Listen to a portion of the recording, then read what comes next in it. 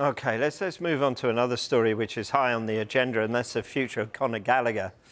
Goodness me, being linked with the move again away from Chelsea. What do we know at this moment?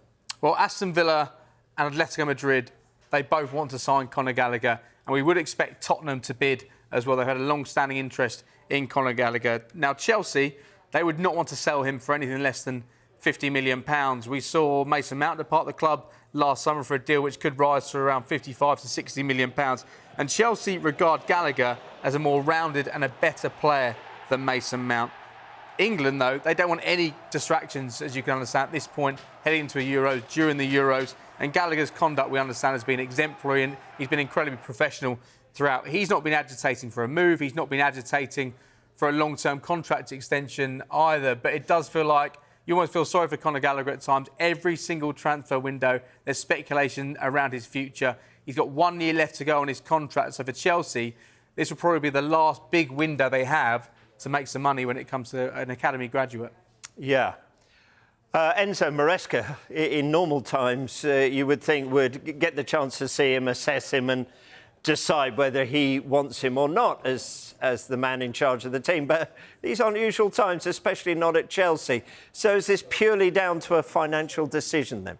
Yeah, and under the new model that Chelsea are creating here, as a head coach, Maresca won't have a huge amount of say. It'll be down to the sporting directors, and the decision they make will largely be down to profit and sustainability rules. Now, we understand that pure profit is going to be absolutely massive for a club like Chelsea in this summer. We saw last year they made around £60 million on Conor Gallagher, on Mason Mount, from a pure profit point of view, because from profit and sustainability rules, if you're able to sell homegrown talent and academy graduate, that is banked as pure profit from an accounting point of view.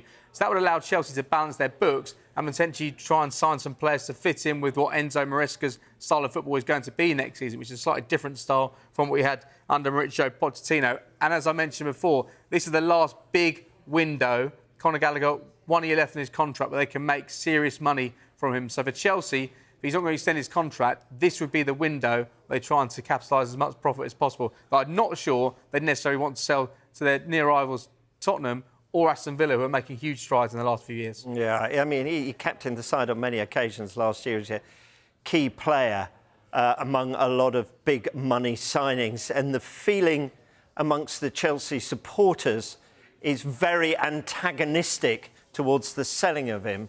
The ramifications of it and the disruption that would cause between the fans and the owners could be huge, couldn't it? Absolutely, because you need to consider the fact that Chelsea spent more than £100 million on two separate midfielders in the form of Enzo Fernandez and Moises Caicedo. But it was Conor Gallagher in that midfield who was the shining light. And we can see his stats last season, ever-present, played in 37 of their Premier League matches, so the most when it comes to their minutes. But crucially, offering that threat going forward with 5 goals, 7 assists, ranked him second when it comes to Chelsea players last season, creating chances going forward. Then you look at the bottom of the screen there, tackles and interceptions.